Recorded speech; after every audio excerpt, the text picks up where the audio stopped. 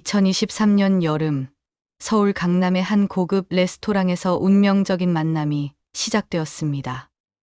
외국계 금융회사에서 차장으로 승진한 지 얼마 되지 않은 박미영은 회사 선배의 소개로 한 남자를 만나게 됩니다. 그 남자의 이름은 최현우, 당시 30살이었습니다. 현우는 첫 만남부터 미영의 시선을 사로잡았습니다. 키 178cm의 단정한 외모에 깔끔한 정장 차림, 무엇보다 자신감 넘치는 말투가 인상적이었습니다. 미영이 금융업계에서 일한다고 찾아 현우는 능숙하게 대화를 이어갔습니다. 저도 IT와 금융이 만나는 핀테크 분야에서 일하고 있어요. 요즘 AI 기술을 활용한 솔루션 개발이 주력 사업입니다. 현우는 자신을 카이스트 컴퓨터공학과를 졸업한 후 실리콘밸리에서 3년간 근무했다고 소개했습니다. 귀국 후에는 동료들과 함께 AI 솔루션 회사를 창업해 현재 연 매출 15억 원 규모로 성장시켰다고 자랑스럽게 말했습니다. 특히 최근에는 대기업들과의 계약이 늘어나면서 사업이 급성장하고 있다며 미래에 대한 포부를 열정적으로 이야기했습니다. 미영은 현우의 이야기에 깊은 인상을 받았습니다. 자신처럼 전문직에 종사하면서도 창업까지 성공한 남자를 만나기란 쉽지 않았기 때문입니다. 더욱이 현우는 외모뿐만 아니라 지적인 대화 능력까지 갖추고 있어 완벽한 남자처럼 보였습니다. 현우는 강남에 위치한 오피스텔을 소유하고 있다며 투자, 자산까지 합치면 총 5억 원 정도의 재산을 보유하고 있다고 자연스럽게 언급했습니다. 미영은 같은 또래에서 이 정도 성공을 거둔 남자를 만나는 것이 처음이었기에 더욱 호감을 느꼈습니다. 한편 중견건설회사에서 부장으로 근무하는 박진수는 딸 미영의 새로운 만남 소식을 듣고 관심을 보였습니다. 49의 늦둥이로 얻은 딸이라 애지중지 키운 미영이 좋은 남자를 만났다는 소식은 반가운 일이었습니다. 미영이 현우에 대해 소개하자 진수의 눈이 반짝였습니다. 카이스트 출신의 실리콘밸리 경험까지 있다고. 그리고 회사도 성공적으로 운영하고 있고. 네, 아빠, 정말 똑똑하고 성실한 분 같아요.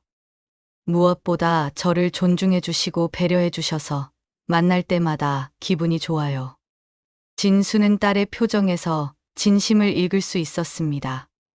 그동안 연애에 서툴러서 좋은 인연을 놓쳐온 미영이 이렇게 밝은 표정으로 남자 이야기를 하는 것은 처음이었습니다.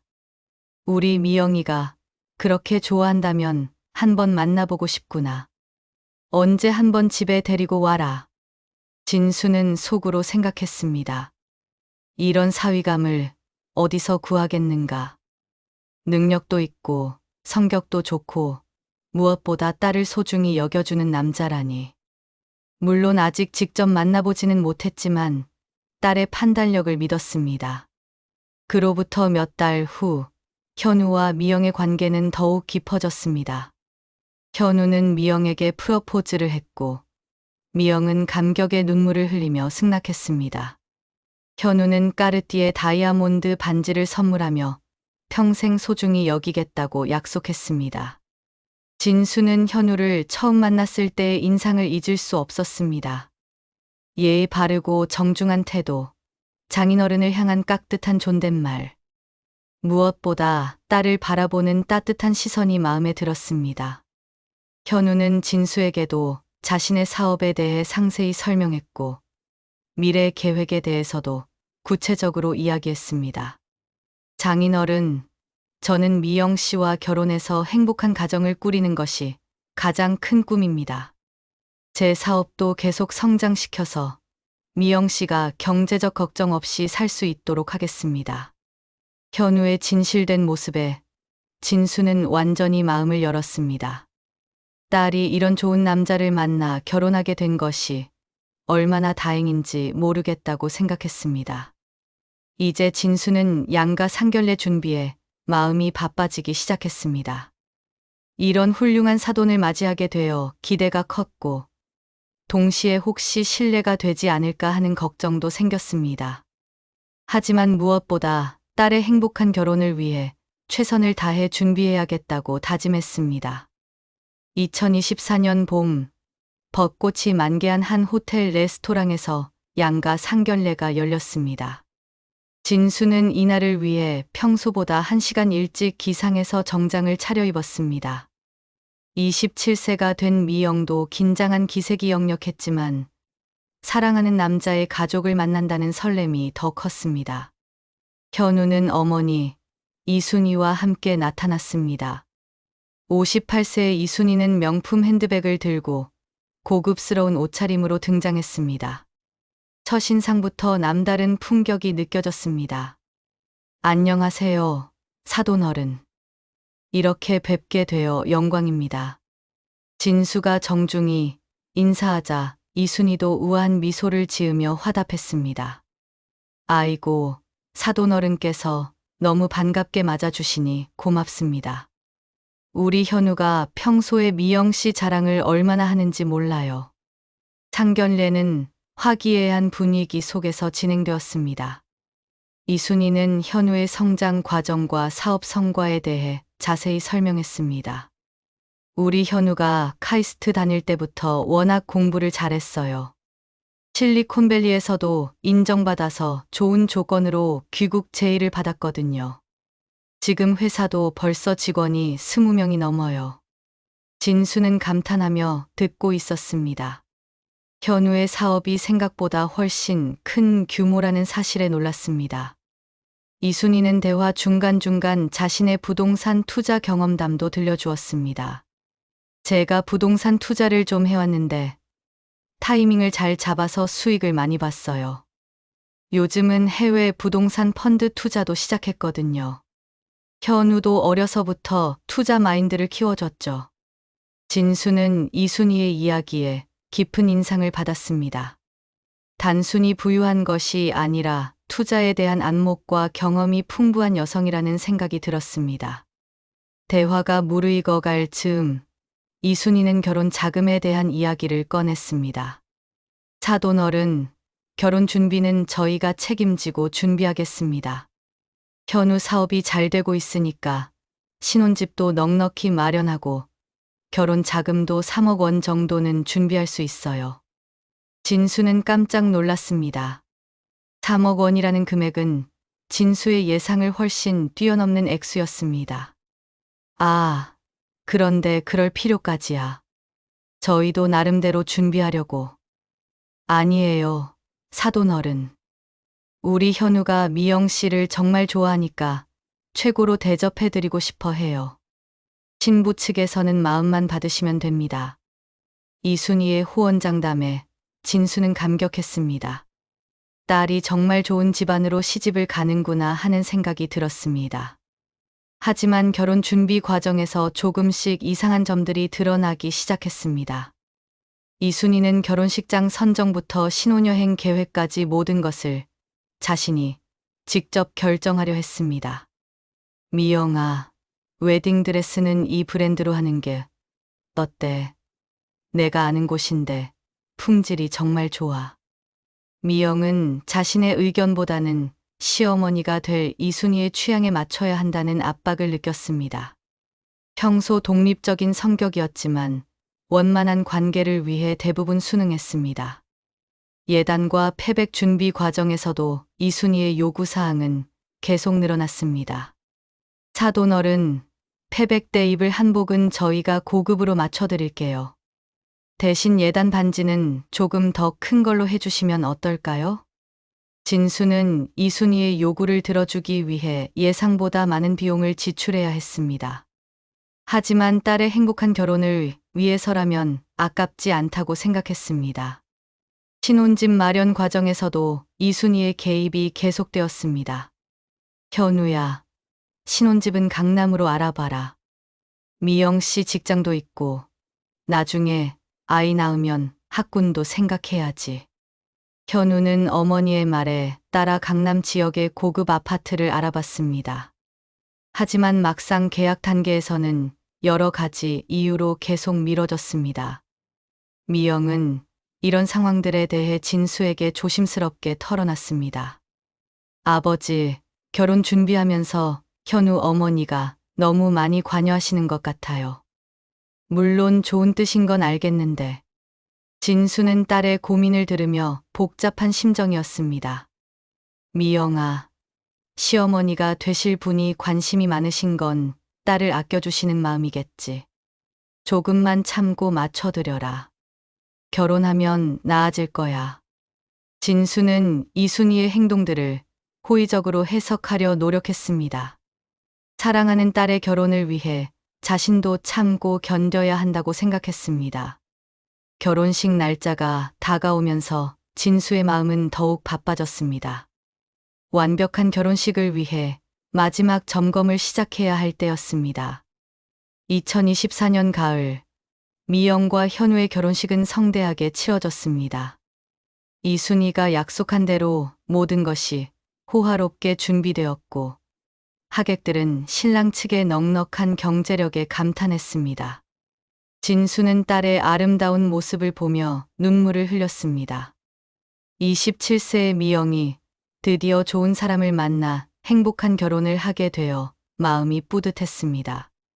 신혼여행에서 돌아온 후 현우와 미영은 강남 지역의 새 아파트에서 신혼생활을 시작했습니다. 처음 몇 주간은 모든 것이 완벽해 보였습니다. 현우는 자상한 남편이었고 미영도 행복한 신부였습니다. 하지만 2024년 겨울에 접어들면서 첫 번째 문제가 발생했습니다. 현우가 갑자기 미영에게 급한 투자 제안을 해온 것입니다. 미영아, 정말 좋은 기회가 생겼어. 해외 가상자산 채굴장 투자 건인데 지금 들어가면 6개월 후에 최소 2배 많은 수익을 낼 수 있어. 미영은 가상자산 투자에 대해 잘 모르는 상황이었습니다. 금융회사에서 일하고 있지만 주식과 채권 위주의 전통적인 투자 상품만 다뤄왔기 때문입니다. 얼마나 큰 돈이 필요한데? 2억 정도면 될 것 같아. 내가 미리 조사해봤는데 정말 확실한 기회야. 사실 더 큰 돈을 투자하고 싶지만 회사 자금은 다른 프로젝트에 다 묶여 있어서 개인 돈으로 해야 해. 현우는 미영에게 투자 설명서와 수익률 그래프가 담긴 자료를 보여줬습니다. 전문적으로 작성된 자료였고 해외 유명 채굴 업체의 이름도 적혀 있었습니다. 정말 안전한 투자야. 2억이면 내 적금 거의 다 깨야 하는데. 미영아, 내가 언제 확신 없는 일로 말한 적 있어. 이 기회를 놓치면 정말 후회할 거야. 6개월만 기다려봐. 5억이 될 테니까. 현우의 확신에 찬 말과 구체적인 자료에 미영은 마음이 기울었습니다. 무엇보다 남편을 믿고 싶었습니다. 결국 미영은 자신의 적금 2억 원을 해약해서 현우에게 맡겼습니다. 투자금을 받은 현우는 미영에게 고마움을 표시하며 더욱 다정하게 대했습니다. 하지만 며칠 후부터 묘한 변화들이 나타나기 시작했습니다. 어느 날 미영이 회사에서 일찍 퇴근하고 집에 도착했는데 거실에서 현우의 남동생 최현민이 게임을 하고 있었습니다. 26세인 현민은 대학원을 휴학한 상태로 사실상 백수였습니다. 현민아, 언제 왔어? 아, 형수님. 그냥 잠깐 놀러 왔어요. 하지만 현민의 짐들이 안방 옆 작은 방에 가득 놓여 있는 것을 본 미영은 의아했습니다. 현우에게 물어보니 현민이 몇 달 전부터 함께 살고 있다고 대답했습니다. 미안해, 미영아. 현민이가 자취방 계약이 끝나서 잠깐만 있기로 했는데 결혼 전에 미리 말했어야 했는데 깜빡했어. 미영은 당황스러웠습니다. 신혼집에 시동생이 함께 살고 있다는 사실을 이제야 알게 된 것입니다. 더욱이 현미는 하루 종일 집에서 게임만 하면서 생활비는 현우가 대주고 있었습니다. 현민이는 언제까지 여기 있을 계획이야? 아직 정확히 정하지 못했어. 현민이가 취업 준비를 하고 있는데 좀 시간이 걸릴 것 같아. 미영은 이 상황을 어떻게 받아들여야 할지 몰랐습니다. 신혼부부만의 공간이라고 생각했던 집에 시동생이 계속 머물러 있는 것이 불편했지만 갓 결혼한 며느리로서 불평하기도 어려웠습니다. 한편 진수는 신혼부부에게 반찬을 해서 갖다 주려고 깜짝 방문을 계획했습니다. 평소 딸을 아끼는 마음에 신혼생활이 어떤지 살펴보고 싶었던 것입니다. 2025년 2월의 추운 어느 날 오후 진수는 김치찌개와 각종 밑반찬을 싸서 현우와 미영의 집을 찾았습니다. 초인종을 누르기 전에 현관문 앞에서 집 안의 소리를 들었는데 여러 사람의 목소리가 들렸습니다. 초인종을 누르자 집 안이 갑자기 조용해졌습니다. 잠시 후 미영이 문을 열었는데 표정이 어색했습니다. 아빠, 갑자기 어떻게? 미영아, 반찬 좀 해서 가져왔다. 괜찮지? 집 안으로 들어간 진수는 예상하지 못한 광경을 목격했습니다. 거실에 이순희와 현민, 그리고 처음 보는 중년 남성까지 앉아 있었습니다. 갑작스러운 진수의 등장에 모두들 당황하는 기색이 역력했습니다. 어머님, 안녕하세요. 갑자기 와서 죄송합니다. 아, 사돈 어른. 저희도 그냥 잠깐 들렀는데. 이순희의 말과 달리 탁자 위에는 여러 서류들이 펼쳐져 있었고 무언가 중요한 회의를 하고 있던 것 같았습니다. 진수는 분위기가 어색하다는 것을 느꼈지만 특별히 추궁하지는 않았습니다.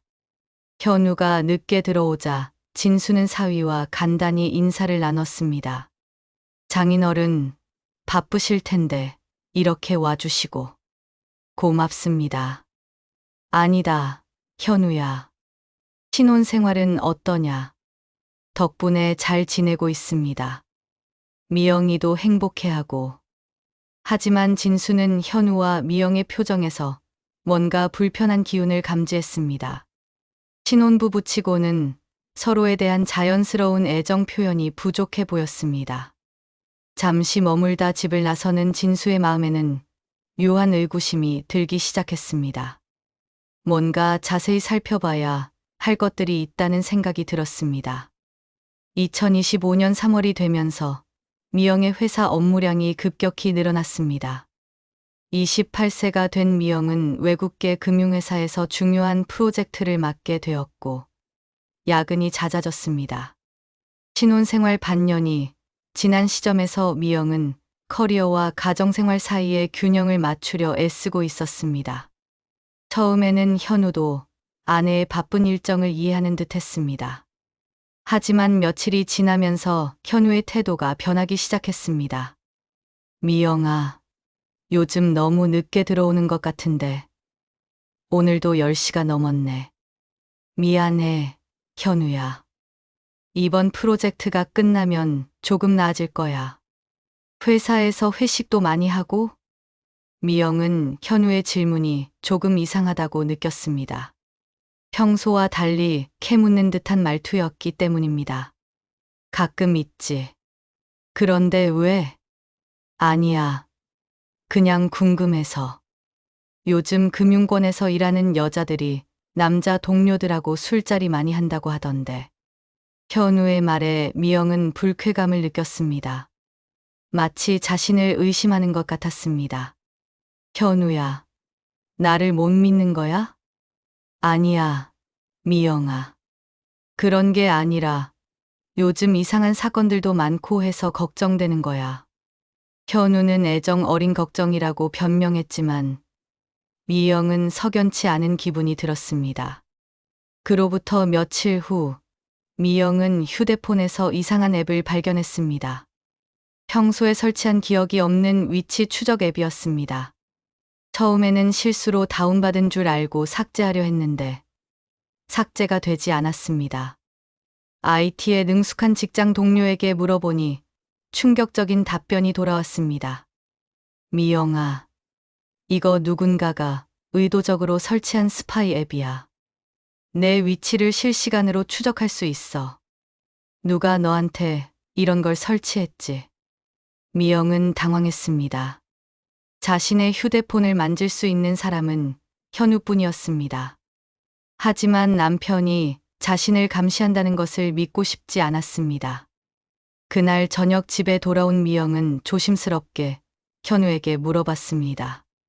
현우야, 혹시 내 휴대폰에 뭔가 설치한 거 있어? 현우의 얼굴이 순간 굳어졌습니다. 왜 갑자기 그런 걸 물어? 휴대폰에 이상한 앱이 설치되어 있던데. 현우는 잠시 말을 잇지 못하다가 결국 시인했습니다. 미영아, 사실은 위치 추적 앱을 설치했어. 미영은 충격에 말문이 막혔습니다. 왜 그런 걸 했어? 미영아, 오해하지 마. 요즘 너무 늦게 들어오니까 혹시 무슨 일이 생기는 건 아닌가 해서 걱정됐어. 안전을 위해서 한 거야. 현우의 변명에 미영은 분노를 느꼈습니다. 안전. 이게 안전을 위한 거야? 이건 감시잖아. 미영아, 진정해. 내가 너를 사랑해서 그런 거야. 요즘 범죄도 많고 늦은 시간에 혼자 다니면 위험하잖아. 현우는 계속해서 자신의 행동을 정당화하려 했습니다. 그리고 솔직히 말하면 처음에는 불륜 의심으로 시작했어. 요즘 직장 여성들 바람 피우는 사례가 너무 많다고 하더라고. 하지만 지금은 단순히 안전 확인 용도야. 미영은 현우의 고백을 듣고 경악했습니다. 남편이 자신을 의심하고 몰래 감시해왔다는 사실이 믿어지지 않았습니다. 그래서 얼마나 오랫동안 이런 식으로 나를 감시한 거야? 한 달 정도? 한 달 동안이나 내가 어디 가는지 다 알고 있었던 거야? 현우는 고개를 끄덕였습니다. 미영은 그동안 자신의 모든 동선이 남편에게 노출되어 있었다는 사실에 소름이 돋았습니다. 미영아, 미안해. 하지만 이해해줘. 나도 불안했어. 신혼인데 아내가 매일 늦게 들어오고 회식도 자주 하고 혹시나 해서 한번 확인해 본 건데 습관이 되어버렸어. 현우의 사과에도 미영의 분노는 가라앉지 않았습니다. 습관이 되었다고. 남편이 아내를 감시하는 게 습관이 된다는 게 말이 돼? 미영아, 요즘 다른 남편들도 다 이런 식으로 해. 서로 위치 공유하고 사는 부부들 많아. 이상한 일이 아니야. 현우는 자신의 행동이 일반적인 일이라고 주장했지만 미영에게는 전혀 납득되지 않았습니다.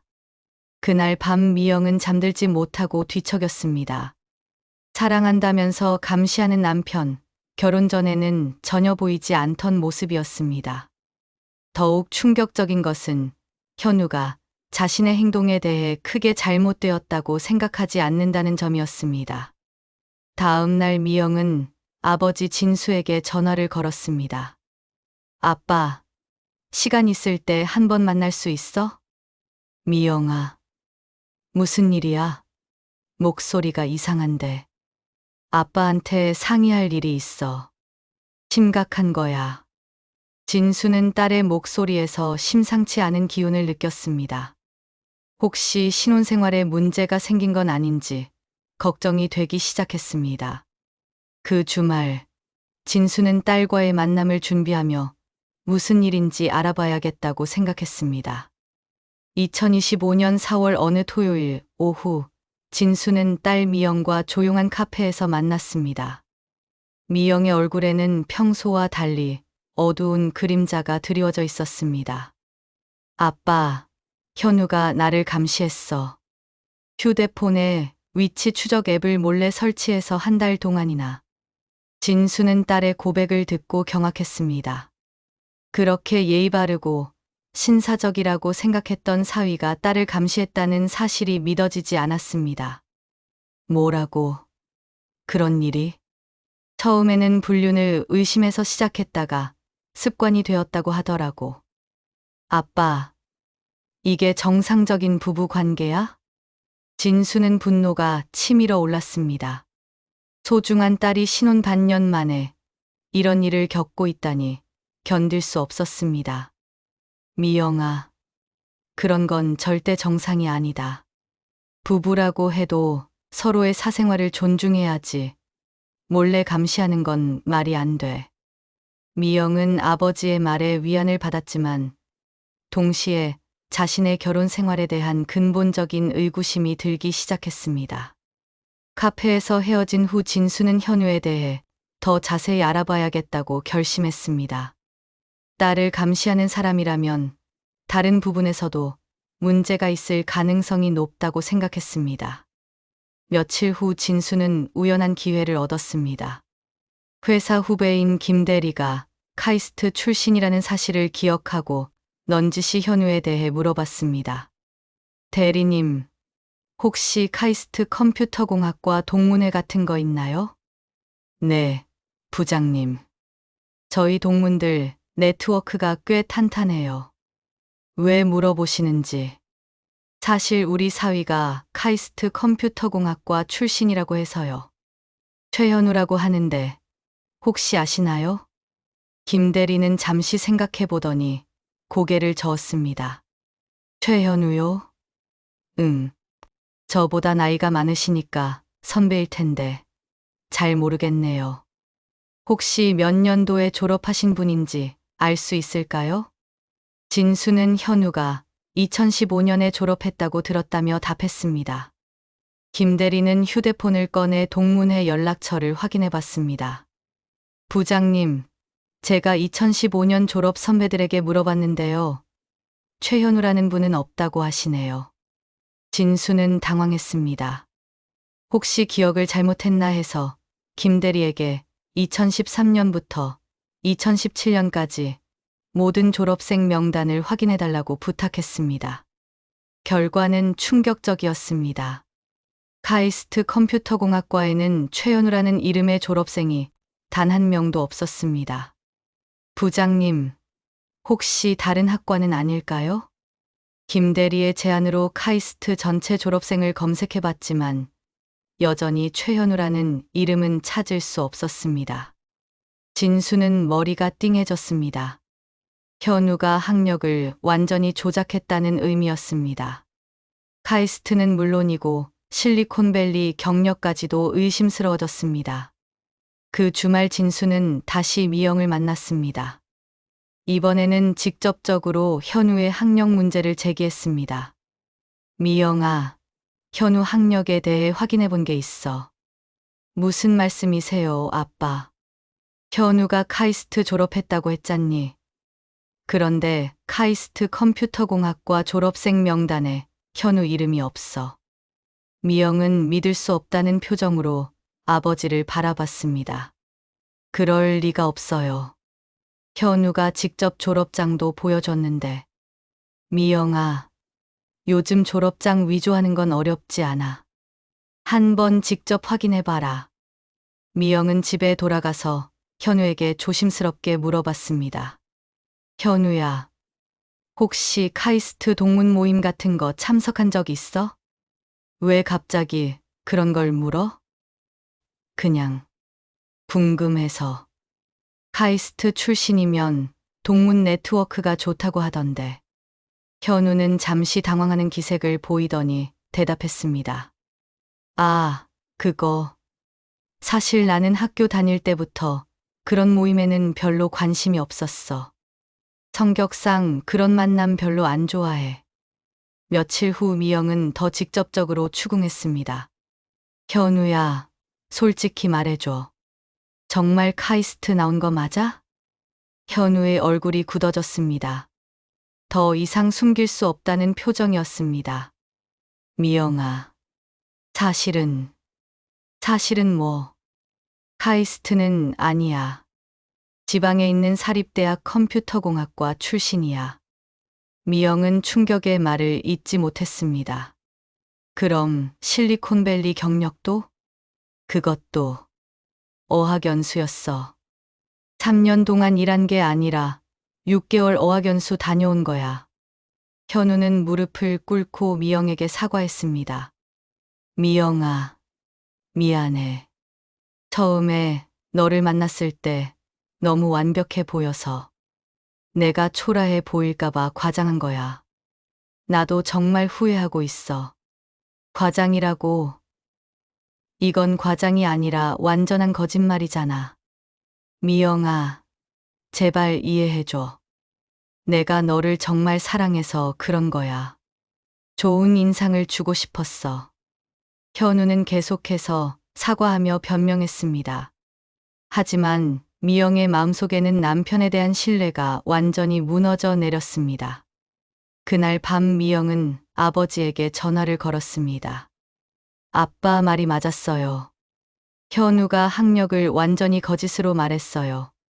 카이스트도 아니고 실리콘밸리 경력도 없었어요.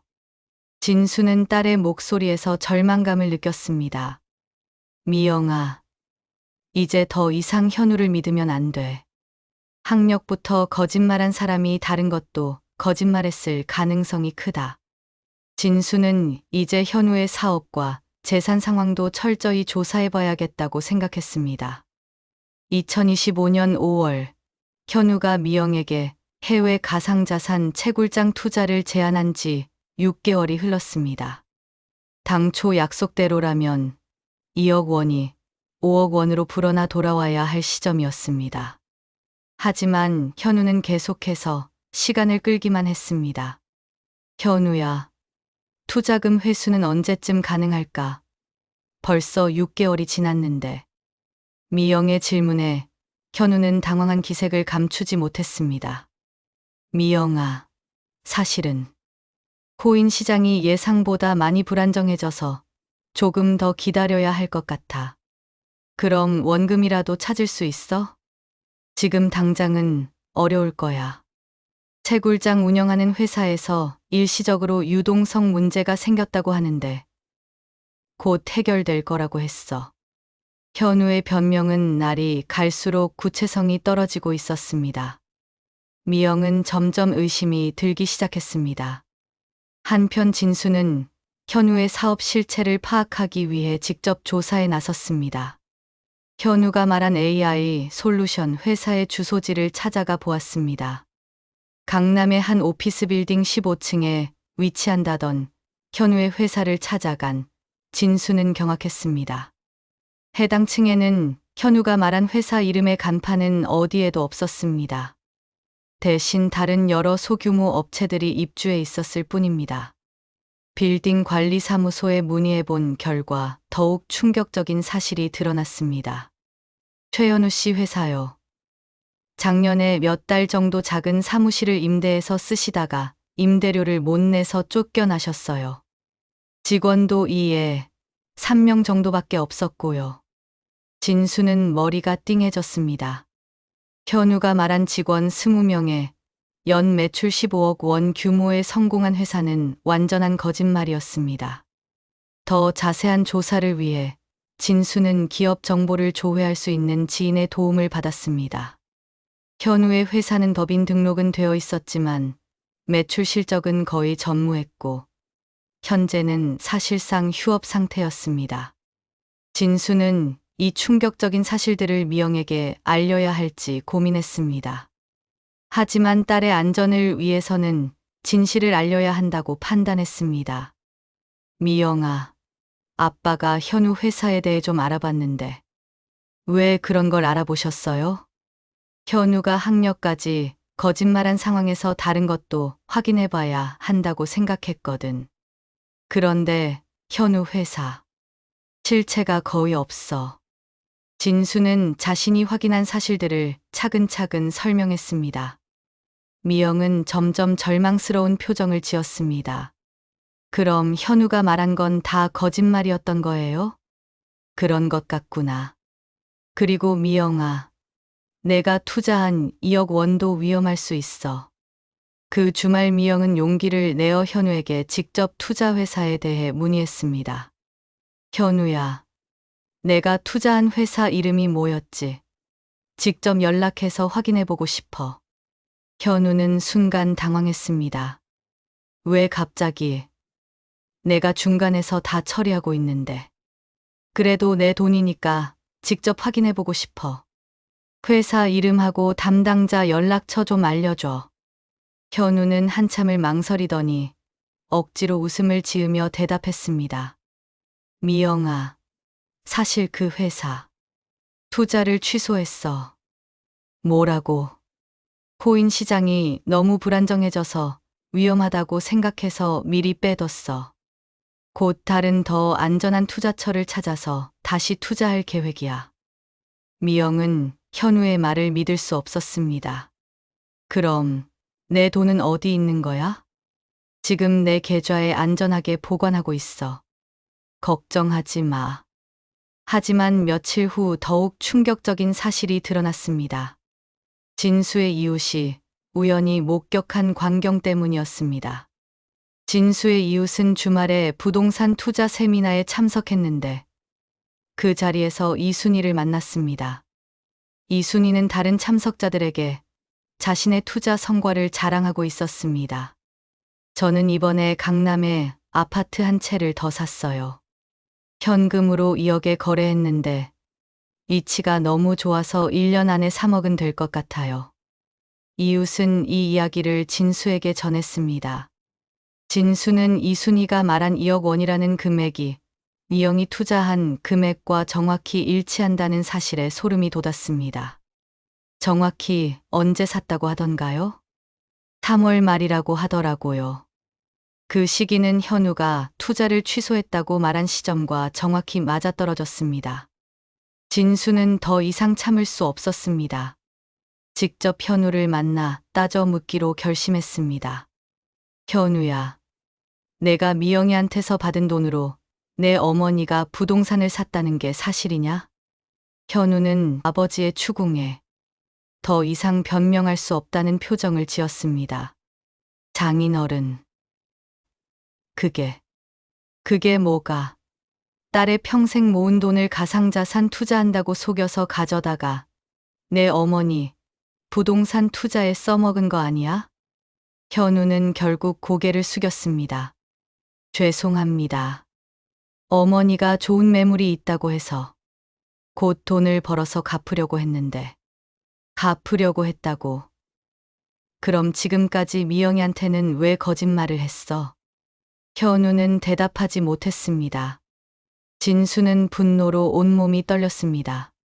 그날 저녁 진수는 미영을 불러 모든 진실을 알려주었습니다. 미영은 충격의 말을 잇지 못했습니다. 아빠, 정말 그런 거예요? 미영아, 이제 더 이상 현우와 함께 살면 안 돼. 이 사람은 너를 이용하려고 결혼한 거야. 미영은 그날 밤 집에 돌아가지 않고 아버지 집에서 머물렀습니다. 현우와 대면할 용기가 나지 않았기 때문입니다. 다음 날부터 진수는 법률 상담을 받기 위해 변호사 사무실을 알아보기 시작했습니다. 2025년 6월, 진수가 선임한 변호사 김정훈과의 첫 상담이 시작되었습니다. 진수는 현우의 모든 거짓말과 사기 행위에 대해 상세히 설명했습니다. 변호사님, 이 정도면 사기죄로 고발할 수 있지 않을까요? 김정훈 변호사는 자료들을 검토한 후 심각한 표정을 지었습니다. 부장님, 상황이 단순한 사기가 아닙니다. 혼인을 통한 조직적인 재산 편취로 보이는데 추가 조사가 필요합니다. 변호사는 현우의 과거 결혼 이력과 다른 피해 사례가 있는지 조사해보겠다고 했습니다. 일주일 후 김정훈 변호사로부터 충격적인 연락이 왔습니다. 부장님, 큰일입니다. 최현우가 과거에 다른 여성들과도 비슷한 방법으로 접근한 사례가 발견됐습니다. 변호사의 조사 결과 현우는 2020년부터 2023년까지 총 3명의 여성과 교제하면서 같은 방식의 사기를 저질렀던 것으로 드러났습니다. 카이스트 학력과 실리콘밸리 경력, 성공한 IT 사업가라는 동일한 거짓 프로필을 사용했습니다. 첫 번째 피해자는 30세 의사였는데 현우에게 1억 5천만 원을 빌려준 후 연락이 두절되었습니다. 두 번째 피해자는 32세 약사로 8천만 원의 피해를 입었고, 세 번째는 29세 변호사로 1억 2천만 원을 사기당했습니다. 이들은 모두 전문직 여성들이고 경제적으로 여유가 있는 공통점이 있습니다. 현우는 의도적으로 이런 여성들을 타겟으로 삼았던 것 같습니다. 진수는 경악했습니다. 현우가 단순한 거짓말쟁이가 아니라 전문적인 결혼 사기꾼이었다는 사실에 온몸이 떨렸습니다. 더욱 충격적인 것은 현우의 신혼집으로 알려진 강남 아파트도 문제가 있었다는 점입니다. 그 아파트는 전세 사기 피해 물건입니다. 현우가 전세 보증금을 제대로 반환받지 못할 가능성이 높습니다. 변호사의 설명에 따르면 현우는 사실 무일푼 상태였고, 어머니, 이순희의 부동산들도 모두 대출로 구입한 것들이라 실제 자산 가치는 거의 없었습니다. 그럼 우리가 받은 결혼 자금 3억 원도 그것도 다른 피해자들에게서 받은 돈일 가능성이 높습니다. 현우 일가는 조직적으로 결혼 사기를 저질러 온 것으로 보입니다. 진수는 딸에게 이 끔찍한 진실을 어떻게 말해야 할지 막막했습니다. 하지만 미영도 이미 현우의 본성을 깨닫기 시작하고 있었습니다. 미영은 며칠째 아버지 집에 머물면서 현우와 연락을 끊고 있었습니다. 현우는 계속해서 전화와 문자를 보냈지만 미영은 받지 않았습니다. 마침내 현우가 진수의 집 앞까지 찾아왔습니다. 장인어른, 미영이랑 이야기 좀 하게 해주세요. 제가 잘못했습니다. 진수는 현우를 마주보며 분노를 참기 어려웠습니다. 너 같은 놈이 우리 미영이한테 무슨 말을 하겠다는 거야? 내가 다른 여자들한테도 똑같은 짓을 했다는 거 다 알고 있어.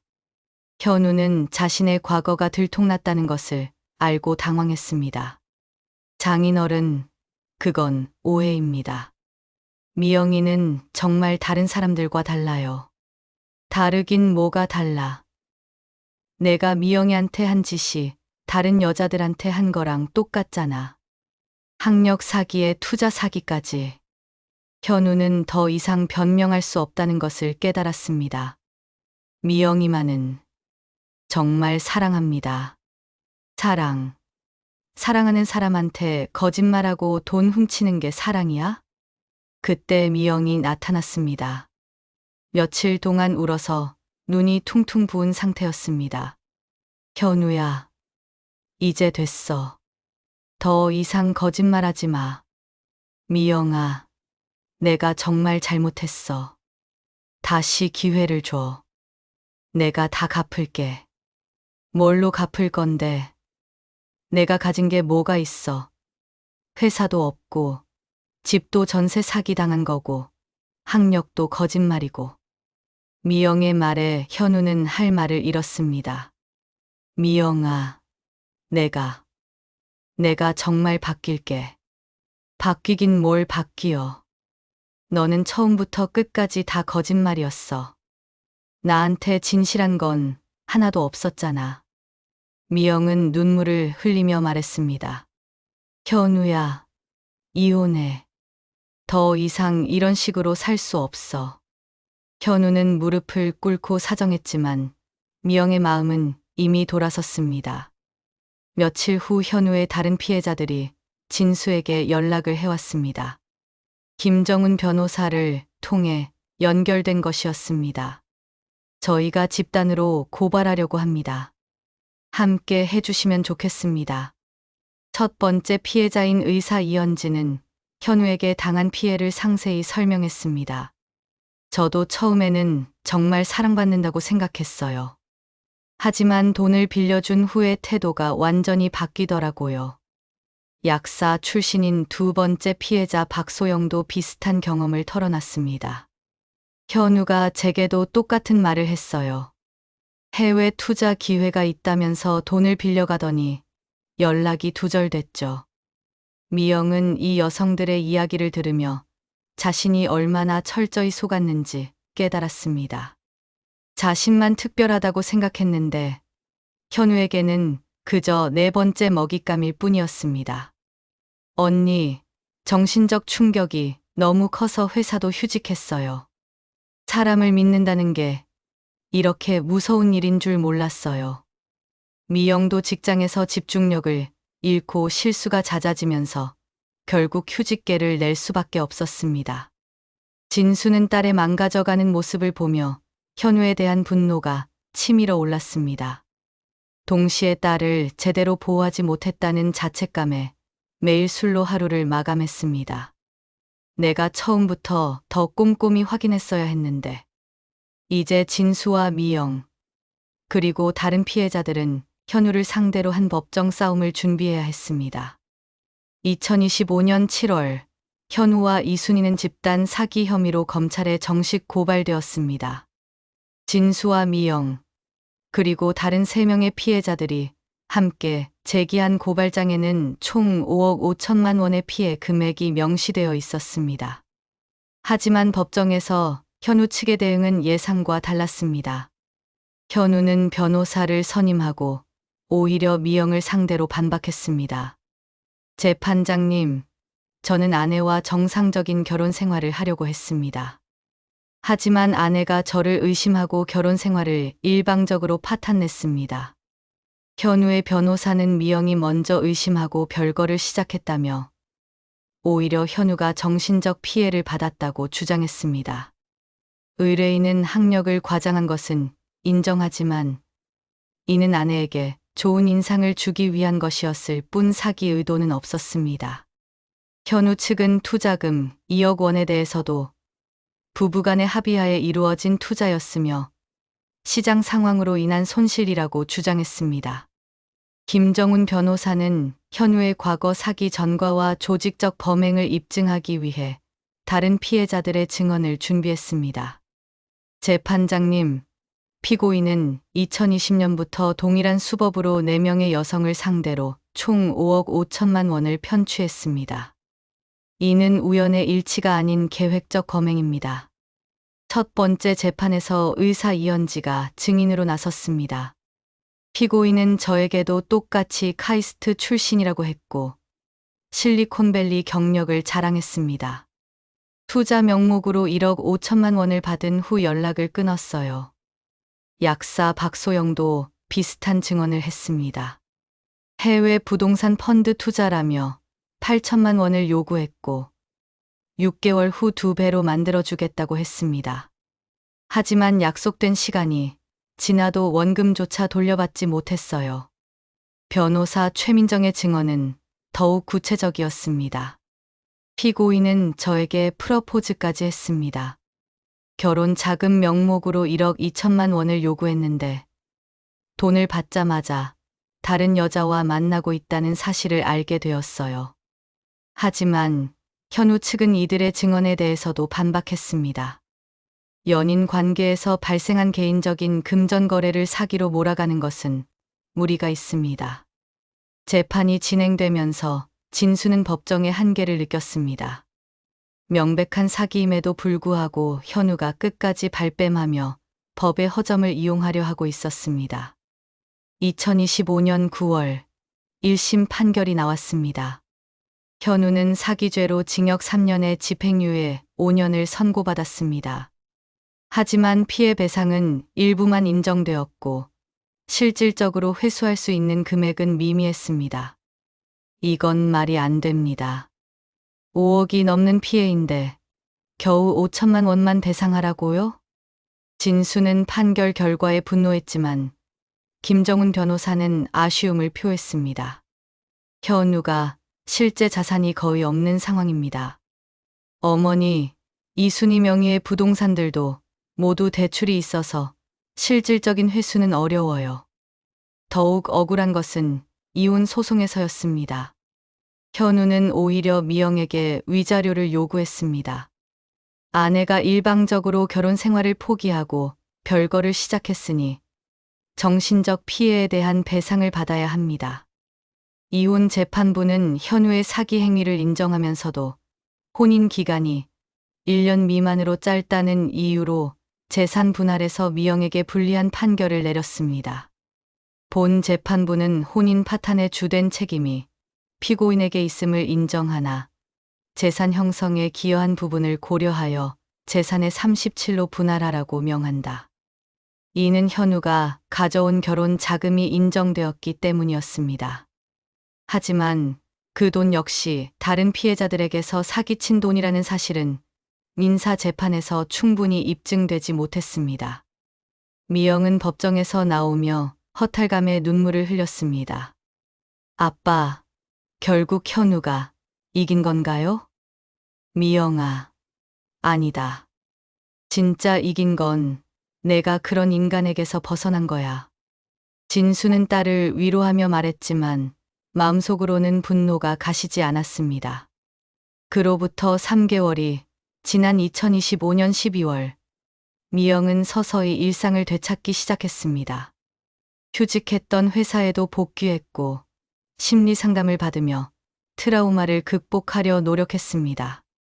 상담사 선생님, 저는 이제 사람을 어떻게 믿어야 할지 모르겠어요. 미영님, 한 사람의 배신이 모든 사람을 의심하게 만들 필요는 없어요. 시간이 걸리겠지만 서서히 회복할 수 있을 거예요. 진수도 딸의 회복을 위해 최선을 다했습니다. 주말마다 함께 시간을 보내며 딸이 다시 웃을 수 있도록 도왔습니다. 미영아, 아빠가 널 지키지 못해서 미안하다. 아빠 잘못이 아니에요. 제가 너무 순진했던 거죠. 한편 현우의 다른 피해자들과는 지속적으로 연락을 유지했습니다. 이현지, 박소영, 최민정과 함께 결혼 사기 피해자 모임을 만들어 서로 위로하고 정보를 공유했습니다.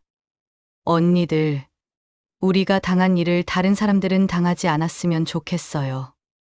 미영의 제안으로 이들은 결혼 사기 예방 캠페인에도 참여하기 시작했습니다. 자신들의 경험을 바탕으로 젊은 여성들에게 경각심을 일깨우는 일이었습니다. 2026년 새해가 되면서 미영은 새로운 다짐을 했습니다. 아빠, 저 이제 정말 새로 시작할래요. 현우한테 당한 돈은 아까워도 수업료라고 생각하고 앞으로는 더 신중하게 살 거예요. 진수는 딸의 긍정적인 변화에 안도했습니다. 미영아, 내가 이렇게 강해져서 아빠도 자랑스럽다. 앞으로는 더 좋은 사람을 만날 거야. 비록 현우와의 법정 싸움에서는 완전한 승리를 거두지 못했지만 미영과 진수는 더 소중한 것을 얻었습니다.